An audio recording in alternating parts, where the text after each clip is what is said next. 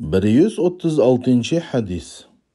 Peygamberimiz sallallohu alayhi va sallam mundaq degan: İyyakum vel kezib. Yalgan etishdan saqlaninglar.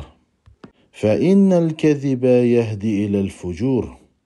Chunki yalg'onchilik odamni buzuqchilikka boshlaydi. Val fujuru yahdi ilan nar. Va buzuqchilik odamni do'zax o'tiga boshlaydi. Wa inna ar-rajula la yakzibu hatta yuktaba 'inda Allohi kazzaba. Agar inson yolg'on etishdan ehtiyot bo'lmasa, Alloh uni yolg'onchilar qatoriga qo'shadi. Undaq inson kazzab degan nomga ega bo'ladi.